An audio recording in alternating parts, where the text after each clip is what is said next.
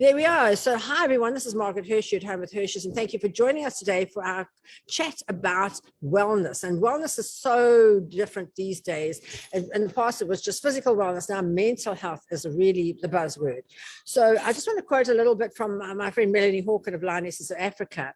And she says, I'm constantly in awe of the ability that women entrepreneurs in our Lionesses of Africa community have to bounce back from adversity and the challenges that life throws at them and to emerge stronger. And I think as South Africans, we are just so resilient no matter what happens. This morning I had no water, I've had no electricity the whole week. I mean, we just carry on going. It's amazing. So they personify our understanding of what resilience means, and the definition of resilience is the process of negotiating, managing, and adapting to significant sources of stress or trauma. The pandemic has tested so many women entrepreneurs to the limit in their lives and their businesses, but incredibly, so many have learned the hard way how to be resilient. Their aim is not just to survive, but to thrive, and that's what I want for all of you, to survive and thrive through COVID. They embody a phenomenon that is known as post-traumatic growth. They're not alone. A recent study at the University of Bologna in Italy found out that as human beings, we have a huge potential for resilience. It seems that our capacity to enjoy adversity is so much stronger than we think. Researchers suggest that by implementing strategies such as seeking out supportive social networks, notice, cultivating a positive outlook on life, and reducing stress, we can develop our resilience skills. In challenging times like these, resilience is something we all need in our life and in our business toolkits. And I think every one of you can attest to this. We all need those skills, and we just need to be resilient. We need to know that we just have to keep going on. We were talking earlier about the suicide rate, which is sky high at the moment. You can't give up. You can't say, stop the world, I want to get off. You have to keep going because God is putting these bumps in the road to keep you going through. So hi, Stacey and Jess, who are with me today. And so good to have you back on the show. And Stacey, you're going to introduce Julie, although she was on last week. Some guys missed it. So you just give an introduction, and Julie, you can take over from there. Thank you so much, Margaret. And hello, everyone. And yay for Christmas coming up. And if this is a time that is a struggle for you, please know that you can get hold of us at Connectable Life. We would love to be there for you if you need it. So Jules, thank you so much for joining us again today. Last week was so interesting. Gut health, that's a huge aspect in my life, so I really loved it. Thank you. So Jules, a bit about Jules. Julie Allen Rowland has been in practice in the health industry for more than 25 years. She started off as a podiatrist and is therefore registered with the HPCSA. She completed a degree in psychology and communication. She is certified in health and nutrition from the UK. She also is certified in kinesiology and exercise science. She then moved into functional medicine. Functional medicine is a science-based discipline that addresses the interplay between your genetic inheritance, your functional cellular status, your nutrient status, the impact of stress and exercise, and how that relates to either addressing already established chronic disease or improve the risk of inheritable chronic disease. Functional medicine sees the body as a whole with interconnected parts. Jules has had patients all over the world and addresses conditions ranging from weight loss to depression to autoimmune diseases. I know that I have had a wonderful journey with Jules personally, and so is my husband. She has helped us hugely, so I'm so excited for what she's going to bring today, talking about belly fat and sugar and all these interesting topics. So on to you. Thanks so much, Jules. Thanks so much, Stace. We were chatting just before this started and saying, oh, you know what, to talk about belly fat and sugar before Christmas. And I hope that this little talk doesn't make you all feel guilty and you can enjoy your Christmas, and at least you've got a path that you can address after Christmas. So to get that right. But before I start, I just want to mention that nothing that I talk about here is meant to replace your relationship with your doctor. It's all for informational purposes only, and it's not designed to diagnose or cure any particular condition. So we're going to talk about belly fat, and I think, you know, Margaret mentioned, you know, the sort of mental response that we have in our life at the moment, and I know that for all of us, myself included, whenever one is struggling with weight, certainly with women, it affects our peace of mind. It affects our mental state, not only because it affects our brain fog and our neurotransmitters, but it just affects how good we feel about ourselves. When we're feeling slim, we feel better, we feel sexier, we feel, you feel more motivated. So addressing belly fat is not just about, slimming down our tummy, but also about all the other knock-on effect that a poor insulin response or poor sugar response is actually going to create for us. So, what I say to people is that, insulin resistance is very big at the moment.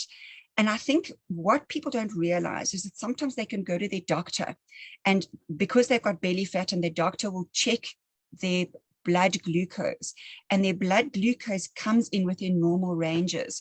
And basically the doctor's saying, okay, well, it's coming in with the normal ranges, therefore you're fine. In actual fact, that is not correct. It can be very deceptive, because you can have a normal blood sugar for 15 years and yet be insulin resistant or pre-diabetic all of this time. And what I say to patients is that if you walk towards a wall and your tummy hits the wall before your nose does, there's a good chance that you are actually insulin resistant. And there are a whole lot of health problems that are associated with insulin resistance. And we're just going to go through that as a whole. So when you're going to address your belly fat, basically, you're looking at three aspects. The first and the primary one is the insulin response. How is your body dealing with the sugars, and how much insulin is your body actually putting out? The second one is your thyroid response, which we're not going to address in this talk, but maybe at a future date we can do that. And the third one is really your stress response, how well you're sleeping, because, especially for men, that big tummy that comes in with men very often is what we call an adrenal tummy. It's a stress response, that hard rounded belly. And if you want to lose weight and you're very stressed and you've got belly fat, if you don't address your stress, you will never lose your belly fat. So unfortunately, as Stacey said, with functional medicine, everything is interconnected. So you can't just look at something in a linear way and think that you're going to have success with it. And I think that's why with some people, they start off and they think, well, I'm going to go on a diet now, and I'm going to calorie cut.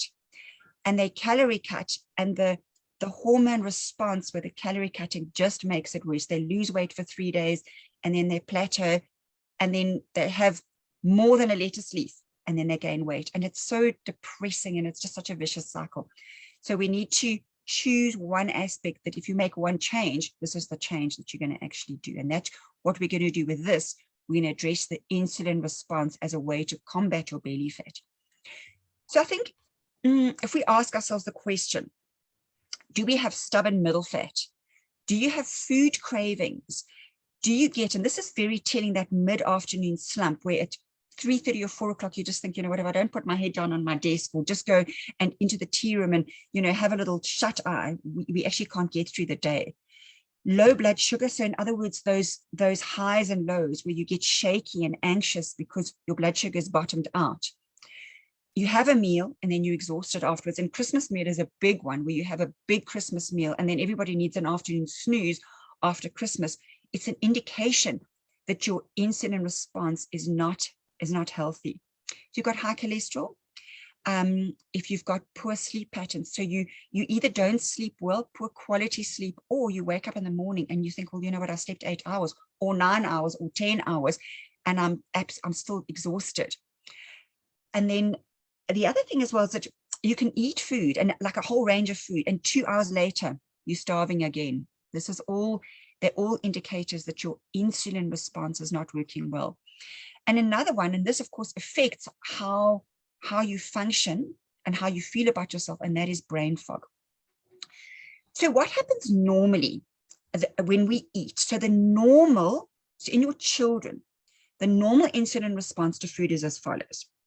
You eat your food, and when you eat, your blood glucose, in other words, the sugar in your blood, rises. When the sugar rises, the pancreas secretes insulin. Now, what insulin is, it's a hormone. And what it does, it almost works like a carrier, because our cells, the little receptors on our cells, they can't absorb the sugars that they need just so that we can live without insulin. So insulin is like a little pack horse, it basically loads the sugars on its back, and it gets to the cell and it knocks on the cell door.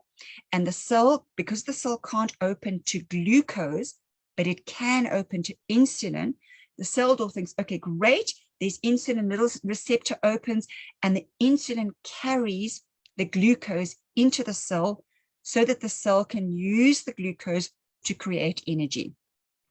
So without insulin, the body cannot utilize glucose properly. So what happens is that your insulin, it escorts the glucose into the cells. And then what happens is that as the insulin escorts the glucose into the cells, your blood glucose levels go down. Inside the cells, the body is now able to use the glucose. And when the glucose levels drop in the blood, your pancreas then stops secreting insulin.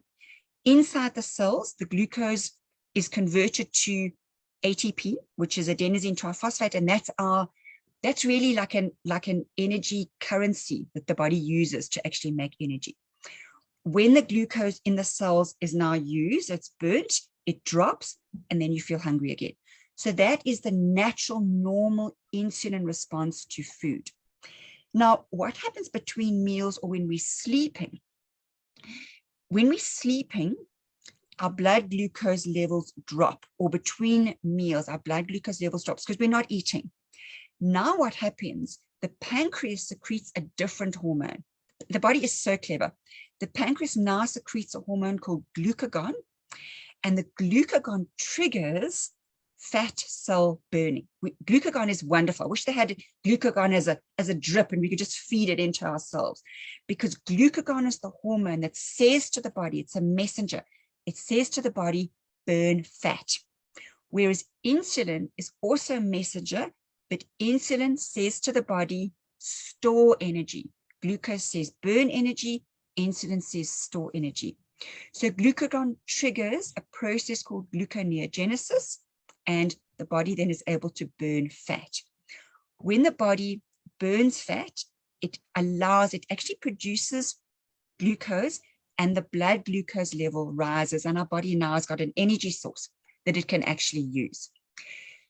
So when you are insulin resistant, now I just want to explain very quickly the difference between a type 1 diabetic and a type 2 diabetic. A type 1 diabetic is a person whose body doesn't produce enough insulin. So the pancreas that's responsible for producing insulin is damaged. It's actually an autoimmune condition. It's damaged, and the pancreas cannot make enough insulin. So as I said before, insulin carries the glucose into the cells. So if your pancreas does not produce enough insulin, your body cannot carry the glucose into the cell and you will die. So as a type 1 diabetic, you need to take insulin from an external source so that your body's got enough insulin to carry the glucose into the cell. With type 2 diabetes, it is exactly the opposite. Type 2 diabetes is a process that has developed over time, where because of a very high glucose diet or a high carbohydrate diet, or you're eating all the time too frequency, and your pancreas is constantly pumping out insulin. It's a little bit like those of us who have young children and they're in the car and they're nagging. Your ears just switch off. You're not hearing them. The cells are the same. So when the pancreas is constantly secreting insulin, eventually the cells are so bathed in insulin, they just think, okay, enough. I'm done with it. Too much insulin. And the receptor cells on your cells just shut down. So what's happening is the insulin is knocking on the door and saying, here, I want to bring glucose in. And the cells are saying, no, thank you very much. We're done with this. We've had enough of this. And the cells become resistant to insulin. So in order for you to see whether or not you are insulin resistant, you need to see how much insulin your body's actually putting out. So what happens in an insulin resistant response to food, you eat as normal, and as normal, your blood glucose levels rise. And as normal, your pancreas secretes insulin. But now what's happening is because of this constant overexposure to insulin, the cells block the insulin. So within the blood sugar remains high because the blood sugar is not able to get into the cells. So it's not dropping. Your sugars are not depleted. So the body senses, oh, sugars are not depleted, put out more insulin. So the pancreas secretes even more insulin. And eventually what happens is that now there's such a flood of insulin that it forces the cells to be receptive to it. You've now got so much insulin, it strips the blood of all the glucose, and then you get blood sugar lows. Then you get that bottoming off. But the problem is that when you've got so much insulin in the blood, insulin actually destroys blood vessels. And this is where you start getting that micro damage. So people who, for example, are insulin resistant, and I'm going to go through the dangers of insulin resistance now, but we're going to do a little break for questions now. But the blood glucose constantly stays in the vessels.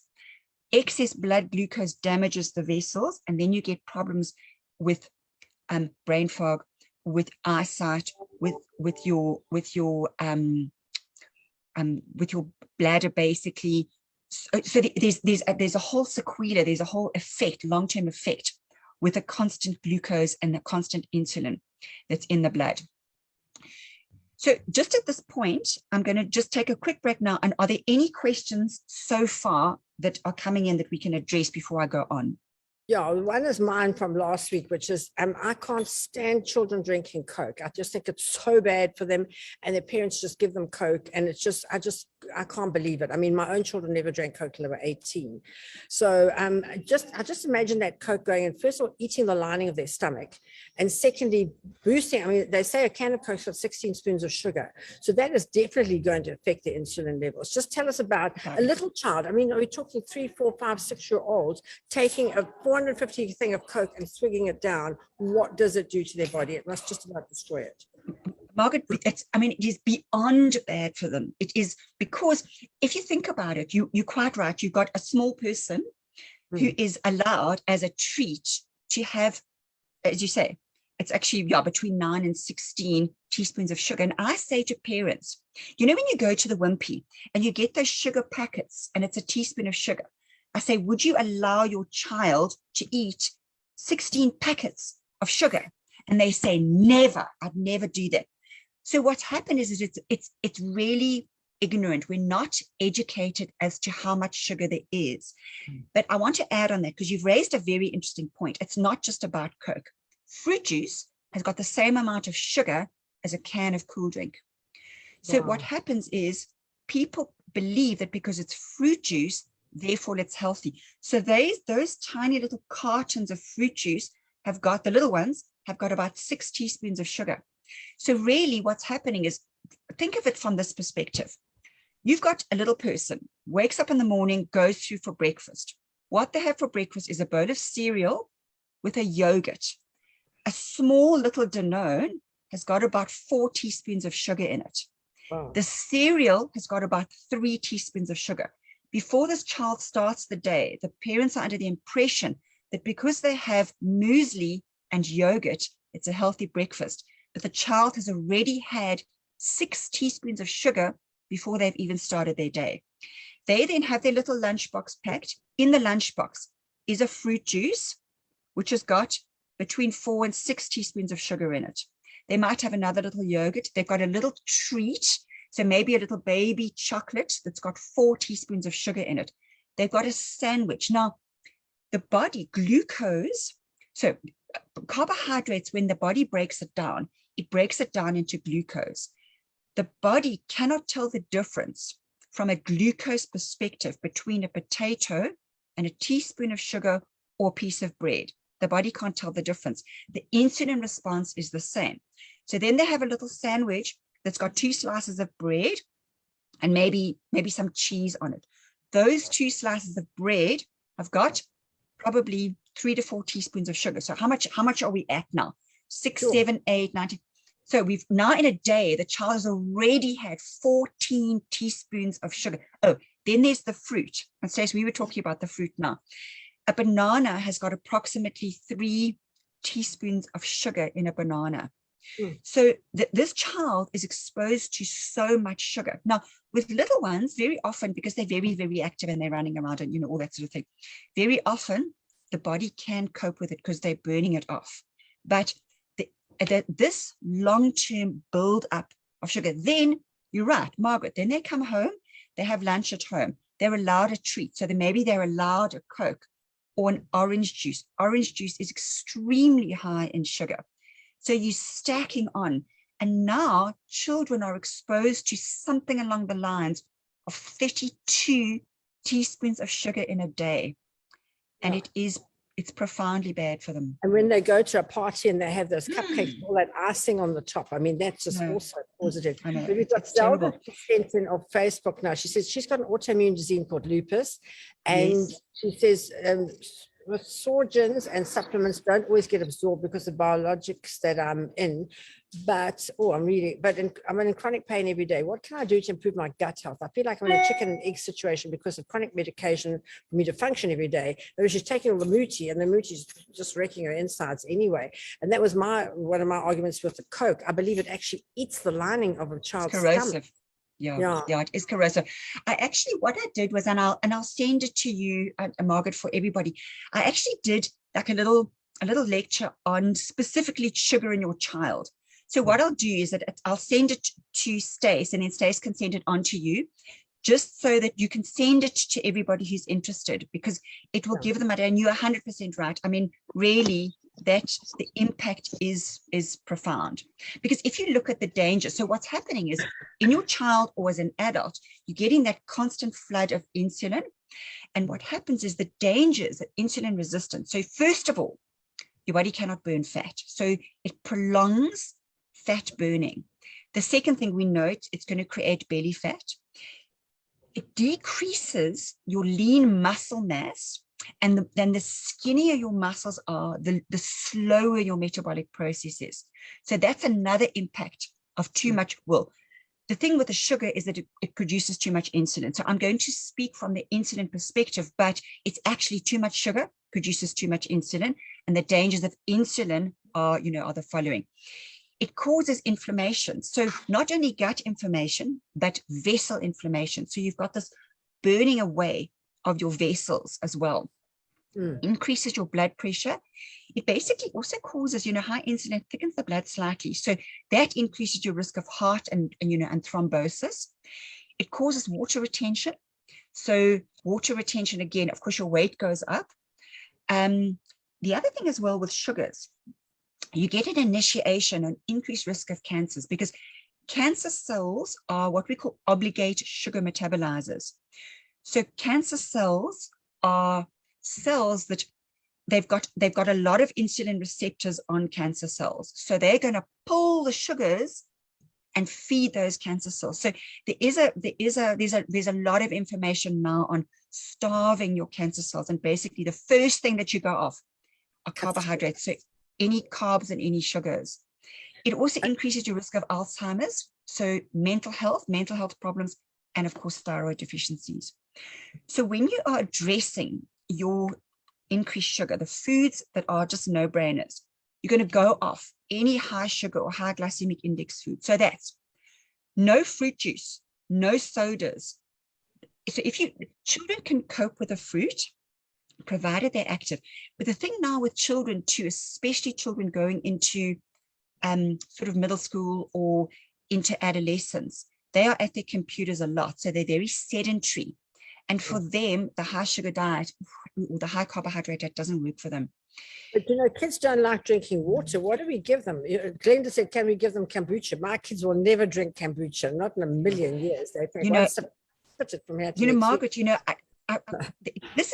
this interests me a lot, because my response to parents when they say that, I say, who buys the sugar? Who's buying the drink?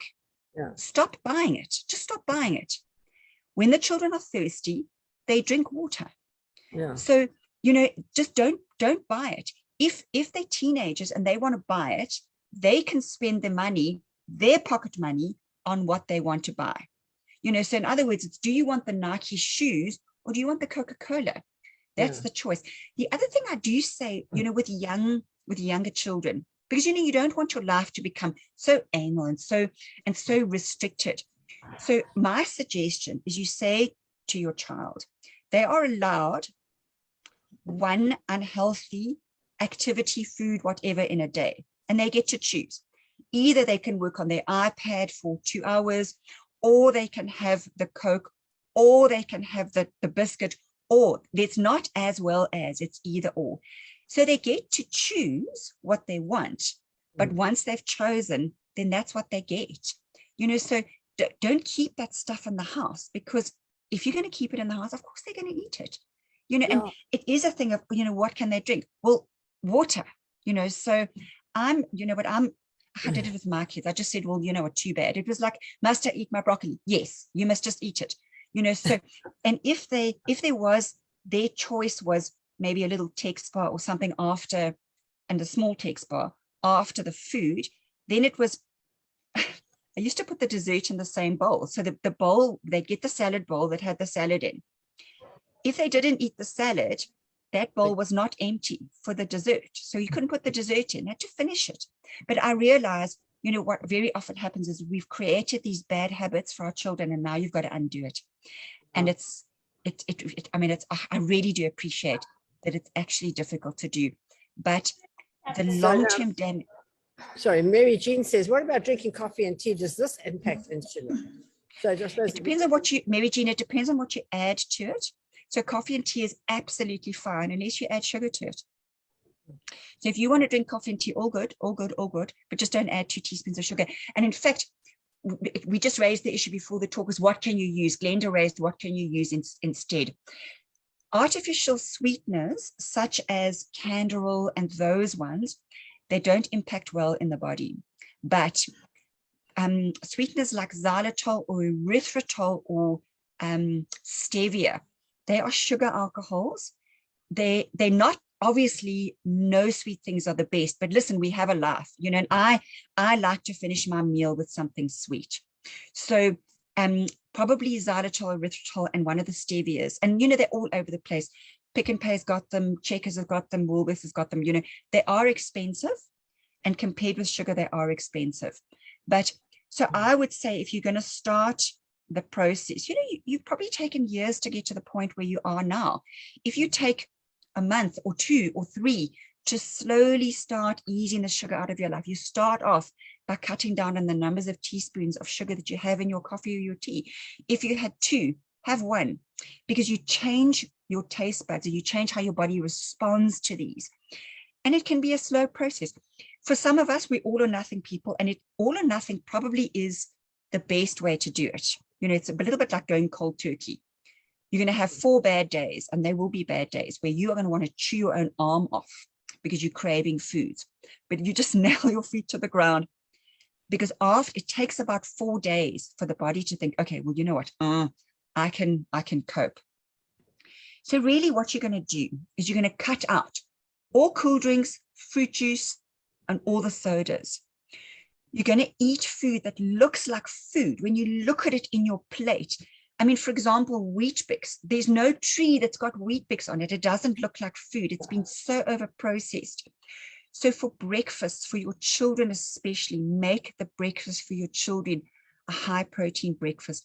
Give them eggs and bacon, not cereals, because all processed food, all the cereals, the breads, the pastas are extremely high in glucose, so that even though they don't have sugar, when the body breaks it down, when the body breaks down a carbohydrate, it breaks it down into glucose, and the body cannot tell the difference, because once it's broken down, the impact on the insulin in actual fact is exactly the same as having a teaspoon of sugar.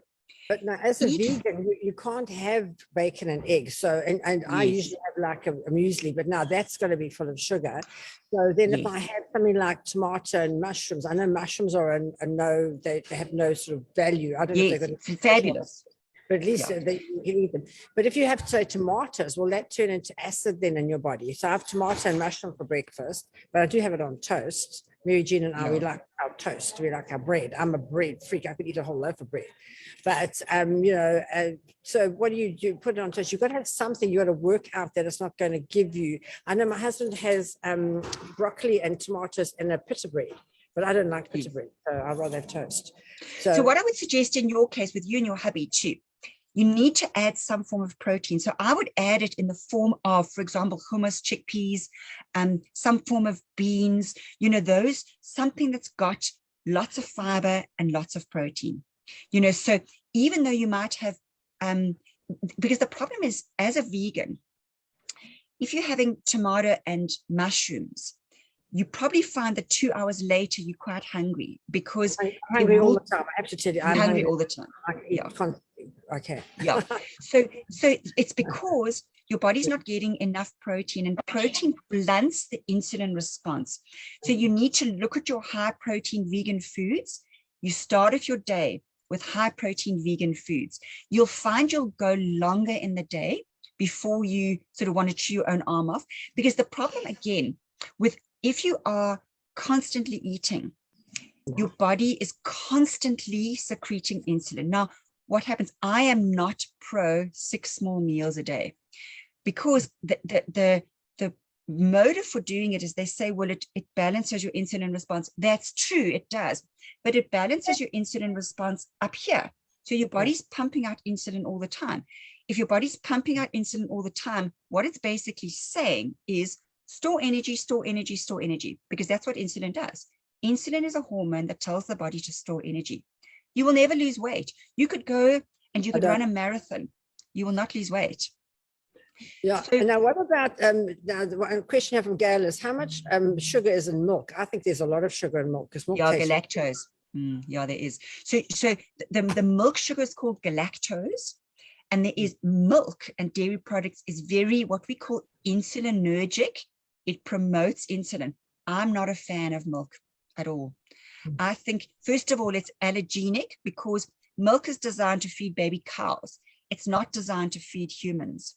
So to have milk, it promotes insulin, and it's loaded with hormones. So unless you're getting raw milk, or you're getting milk from a source that's not, where the cows are not loaded with hormones, I'm not very pro that.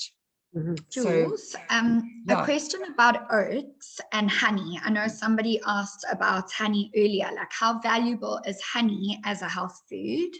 And what do you think of rolled oats with like chia and MCT oil and those kind of things added as a breakfast? Honey, a teaspoon of honey and a teaspoon of sugar react in the same way in the body.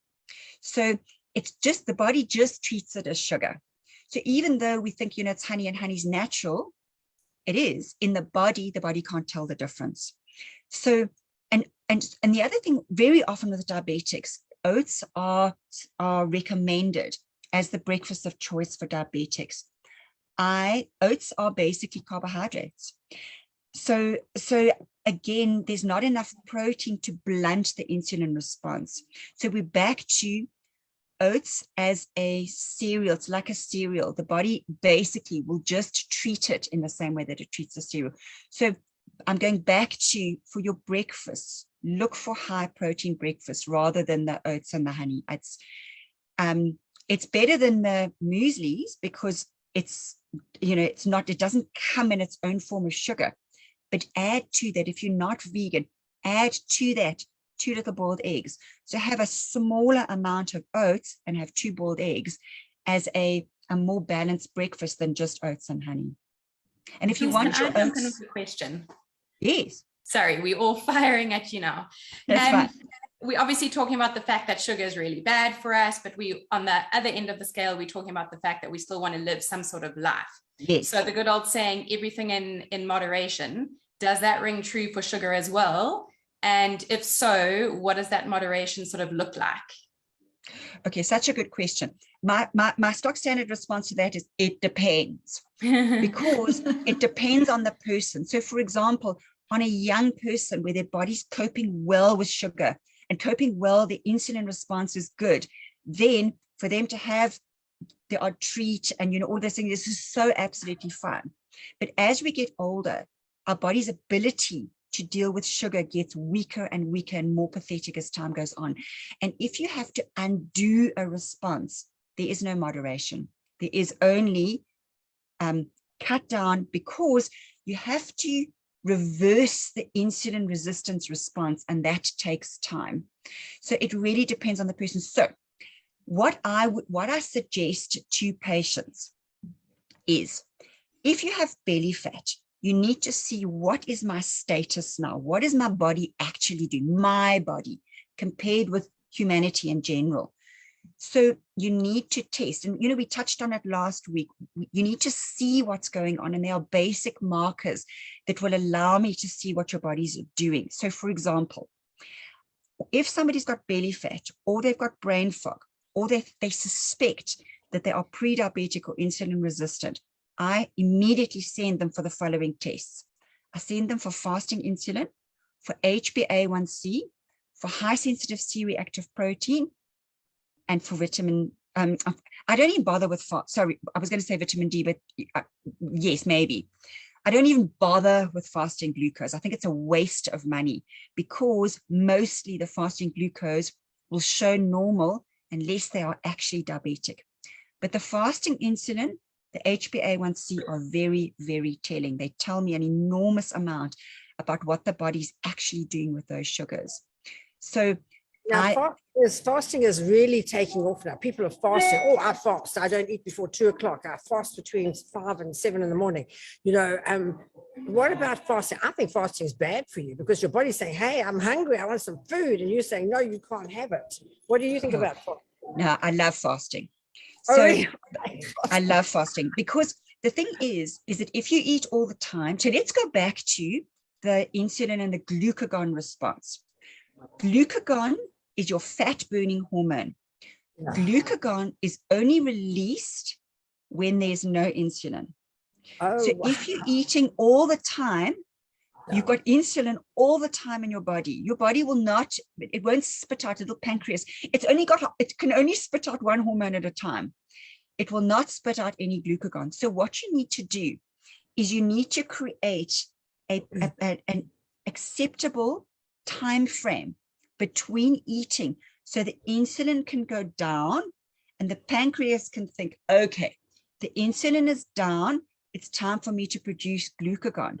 And the pancreas needs about 2 to 2.5 hours for the insulin levels to drop off, to register the insulin's dropped off, it's now time to produce glucagon.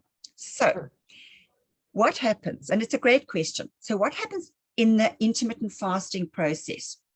Let's say you eat food at, you eat your dinner at 7 o'clock. Yeah. Your body's going to produce insulin normally. It's an appropriate response. Produces insulin normally. It takes about 2 hours after your meal for the insulin to start going down. Now the insulin starts going to go, it's going to go down. Now what the body does is, just as you say, body's hungry. Oh, I need food. Have a piece of chocolate. But hang on. The body knows for your heart to beat and your lungs to work, it needs food. So it's going to look around for a food source. The first thing it does, it looks in your liver. In your liver, we've got a whole lot of stored sugar. The body is now going to produce glucagon. Glucagon pulls the sugar from the liver, it dumps it in the blood, and there's your food source. So your body can then start eating your stored glucose in the form of glucagon, your stored glucose from the liver, glycogen from the liver, and there's your food source. So if you, and then say, for example, okay, so now you go to sleep. So now you're sleeping, you haven't eaten anything. Now what's happened? Your body then depletes all the stored glycogen, the glycogen from the liver. It eats all of that, chomp, chomp, chomp, chomp, chomp. Now it's thinking, okay, well, now it's now you're sleeping, so now it needs a food source. So now the glucagon pulls the food from the fat. So if you then can wake up in the morning and you don't immediately eat, so you go between 12 and 16 hours, and I say 12 and 16 because men can cope with 16, women can't cope with 16, it's too long. So if you go between 12 and 14 for women and 14 and 16 for men, your body's now producing lots of that lovely glucagon, and your body's chewing your fat as an energy source. That's why, but it's like boot camp. You would not expect to run a marathon on your second day of boot camp. Your body needs, it's a developmental process where initially you will not manage to go that distance. You have to do it slowly because, and you won't manage to go the distance if you, for example, have a high carbohydrate meal at night.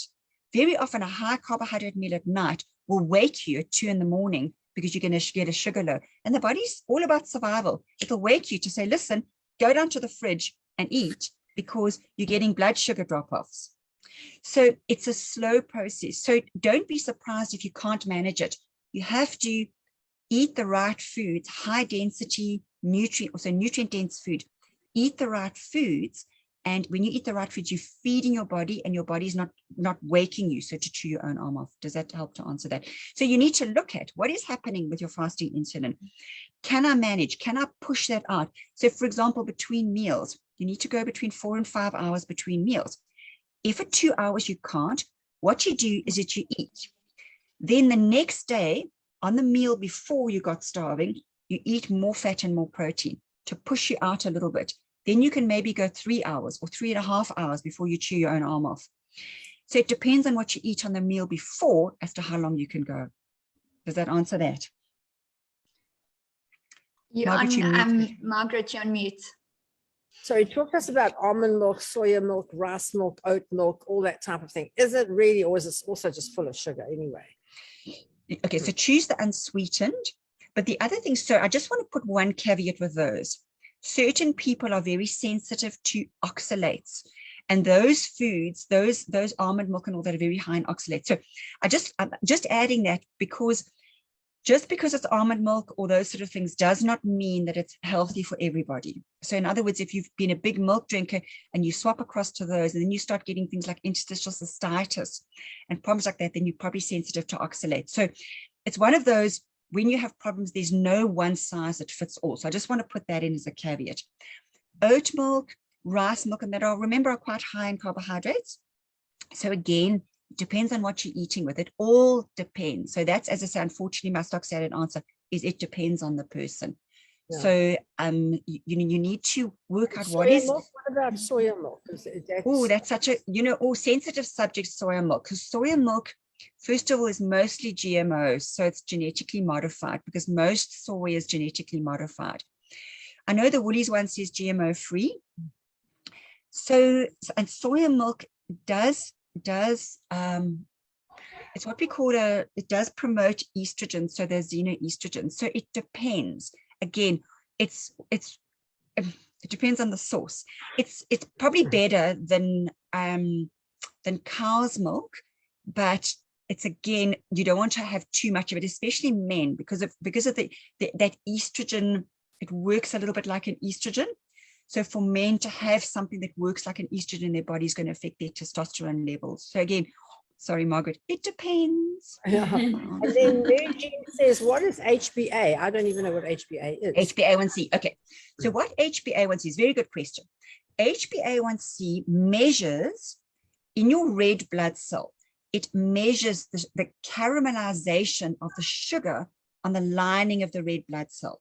So what they do is that they go and look in the red blood cell and they see how much sugar has been deposited on the lining of the red blood cell. It should be less than 5%. The best round about 4.5%. If it's over, so this is how tight that margin is. It's a very good test to see, are you pre-diabetic or are you diabetic? But the margin is very tight. If you're 4.5 or 5%, up to maybe 5.2, 5.3%, you're doing absolutely fine. Your HbA1c is showing quite a good level. HbA1c looks at what's been happening in the last 3 months, because your red blood cells survive for about 3 months before your body replaces them. So if you're looking at 5.5% and above, time you do something about it. Because if you are 6%, you're already pre-diabetic. So if you look at those margins from 4.5% to 6%, doesn't sound like a lot, but in the body, it's the difference between your body coping well with sugars and you not being insulin resistant or pre-diabetic and you being pre-diabetic. And the words insulin resistant and pre-diabetes are interchangeable. If you are insulin resistant, you are pre-diabetic. So don't let people say, oh, you know what, I'm only insulin resistant, I'm not pre-diabetic. You are pre-diabetic if you're insulin resistant. So to do an HbA1c again is very, very telling. And if you are, especially as you get older, if your HbA1c is 5.5 as you get older and you don't do anything about it, the next time you test, it's going to be 5.6 or 5.7. It tends to go up if you don't address it. And nowadays what's happening is that children of 8 years old are becoming pre-diabetic or insulin resistant or even type 2 diabetic because, as you said, Margaret, they're given Coca-Cola, they're given all of these things, they're given a lot of fruit juice, and the parents, even with fruit juice, they think they're doing the right thing and they're just so overloaded with the sugar that their body can't cope. Now we've got Stacey with us, who's a fruit farmer, and she's got lychees and mangoes and all sorts of things. How much fruit can you actually eat? I mean, I know when I'm in Zanzibar, I only eat fruit for breakfast because it's just so delicious and it's so nice. It is so plentiful. So, and I think I'm being so healthy. I show everybody, oh, I'm having this healthy breakfast. And people like you look at it and say, no, you're not. It's actually so bad. I'm so sorry. I wish I could tell you something different, but it just is what it is. So for example, like Stacey, with your kids who are eating, I would make this rule, and that is, which I'm sure you do anyway, because your kids eat very well. When they wake up in the morning, they eat a very high protein fat breakfast, so they're not hungry. Because if your children are not eating high nutrient dense vegetables, salads, protein, and fats, they're going to be hungry. They're going to hit those lychee trees. So and they are. I mean, I think they're having like 30 or 40 lychees a day each. Yes. Yeah. So what you have to do is you've got to crowd it out. So you crowd it out by making sure that they eat high nutrient dense vegetable salads and things like that first, so that they're not, and that becomes eat that first. I want it, they're going for the trees. They have to eat a high nutrient dense food first, and they don't get to do that and then come back and watch TV. They can only do that. Yes.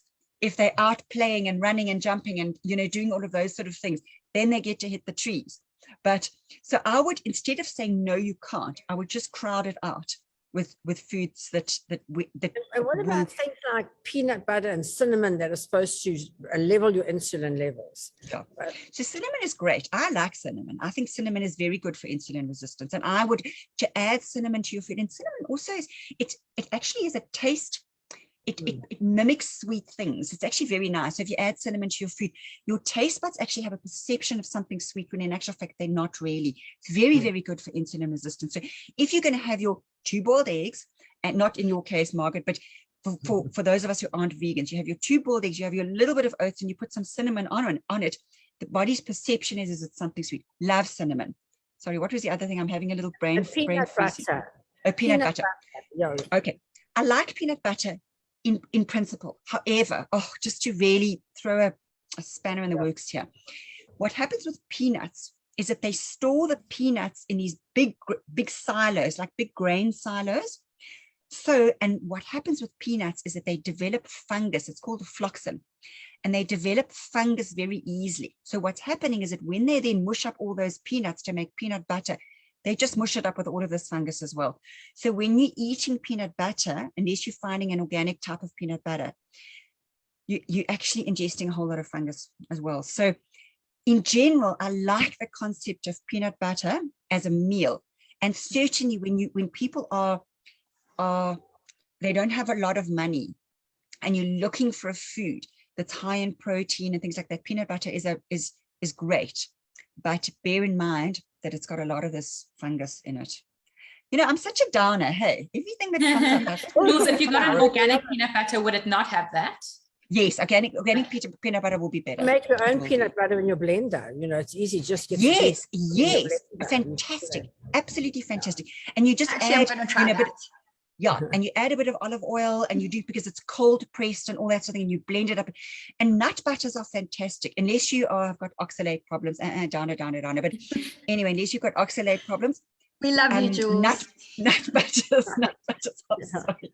And it's tell us about a protein source other than meat. So like lentils, beans, what else? What else? Yeah, so what I would suggest there, Margaret, is basically for everybody is that you just, Dr. Google's fantastic. Google is amazing. You just Google vegetarian or vegetable proteins and have a look to see exactly what the amount of protein is. Because the little problem that one has is that if you are vegan or you're vegetarian, in order for you to get enough protein, you're eating a lot of carbohydrate as well. So it's quite hard for vegans and vegetarians to lose weight because they can't substitute the carbohydrate that comes with that protein with a pure source of protein. So it is what it is. And, we make our food choices for a lot of reasons. And you've obviously decided that for you, veganism works for you. And, that works for you. But now I do find one. I don't know how I'm going to work with the fasting one because I eat. And so what you have to do, Margaret, what I would suggest that you do is you step up on your fats, okay, to carry you longer. So avocado, for example, I'm sure you love avocado. I do, I love it. Like miracle food. So what I want you to do is, for example, to take you to that 12 to 14 hours in the morning, make sure that your night meal contains some avo, so that it's got a fat that'll push you through so that you don't wake up in the morning and want to chew your own arm off. Yeah. Okay. See, the other problem as well is sorry, carry on. Sorry, there's a wonderful Gwyneth Paltrow chickpea flour recipe. It's basically like 1.5 cups of chickpea with 1 cup of water, and you mix it, and it's like a pancake. Omelette. We make a vegan omelette with that. That's how we make omelets for all. I do it for all the B&Bs, then they'd use that for vegan omelets. And then you make your bacon out of carrots, and we can do that as well. It's not quite the same, but anyway, we're getting close. Sorry, just jumped in there. We're going to start wrapping up now. So Jess, from your side, what are you saying to people about sugar and belly fat and that type of thing? What's your take on the whole setup? Yeah, I love that we're having this conversation. I think we very often hear about the bad effects of food on our physical health, but we don't often speak about the effects on our mental health and the fact that what we're feeding our bodies is essentially what we're feeding our brains, and obviously going to impact how we think, how we feel, and how we go about our lives. And that's exactly why at Connect for Life we have the categories mind, body, wellness, because we truly believe that you've got to do them together. You can't just do mind or just do body, because as we've said so many times, they are 100% interrelated. And I think sometimes we can treat anxiety, for example, and it's just not working and we don't understand why. Meanwhile, it's not anxiety, it's an underlying cause or problem that's portraying itself as anxiety, and vice versa. So I think it's just really important that we know our bodies, we do the necessary tests, be proactive about it, and figure out if it's something underlying, or, because our mental can become physical and our physical can become mental. So deal with both of them and just know what's going on inside so that we can be proactive and live our best lives. Absolutely. Stacey, your Yeah, I mean, it's been amazing for me. Jules has been such a pivotal part of mine and my husband's life. I did the DNA test with Jules, and it gave me the most incredible blueprint as to how to go forward, what to do, how to change things. And it certainly changed my life. But then my husband it's been such an interesting story, because he is an athlete and he just was feeling down, like not down emotionally, but like down physically all the time, just exhausted and tired, and he didn't know what to do. So I said, no. He said to me, can you book me a session with a sports nutritionist? And I said, no, I'm booking you with Julie. She is a functional medicine doctor. And so I did. I booked with Jules, and he saw her, and he was pre-diabetic, and he's got a very healthy diet.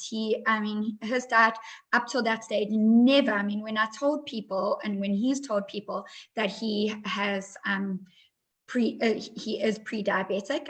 Everyone was like, never, there is no ways he has this incredible diet. And it turned out he was. So, I mean, that's changed his life just by seeing Jules and doing one test. I mean, it's completely shifted us. And it's been so great too, because it's allowed us to try and raise our kids in this manner that we really want to give them the right tools in life to be healthy, you know. So it's been functional medicine on an absolute higher level for us. Yeah, I think it's so true. And for me, I think to teach children to eat properly from when they're little was a thing. And I really struggled to teach my children to eat properly. They both moan at me today because they both say they eat too much. But I really struggled to get my children to eat what I wanted them to eat. And I stuck it out. And now they still like their meats and their vegetables and all that type of thing. I didn't bring my children up as vegan or vegetarian, but they are used to a proper diet. And I always want to see that color on the plate. Every day we had the rice or potato, we had the butternut or the pumpkin, we had the beans or the peas or the broccoli or something. We always had that color palette on the plate. So Julie, just to sum up, to people who are suffering with, one, with body fat, and two, with sugar levels, what are you going to say to them? Where will they start? And we want to do our New Year's resolutions now. We're going to say next year, I will have a more healthy body than I've got this year. I'm going to make sure that I do everything that I can do to make sure that this body will outlast everything. I don't want it to be packing up. I've had my 3 square years and 10, so I'm looking after this body because I know I'm on borrowed time. So what do you say to people that are doing their New Year's resolutions? What should they put out there? From a food point. So you've mentioned something beautiful, and the first one is eat a rainbow.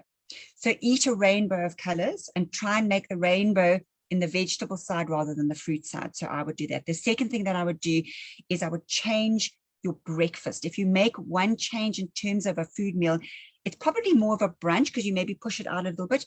You make your breakfast a high protein, high fat breakfast, depending on whether you're vegan or whether you're not vegan. And you get away from all of these traditional carbohydrate heavy breakfast. So you start your breakfast with that. And then the last thing that I would like to say is that I think it's a good idea, when we touched on it last week, you service your car, service your body, see what is my status now, because my status might be, let's see where I am, because if I can see where I am, I know where to go. But if I can't see where I am, you're just bashing around in the dark. You sort of, first of all, our changes they don't stick. They're not sustainable because you don't have a motivation to actually think, okay, look, I'm pre-diabetic or whatever. What can I change? So I would suggest, maybe go for those sort of 3 as New Year's resolutions. Very, very good. Wonderful, wonderful. It's been so amazing having you on. I've learned such a lot.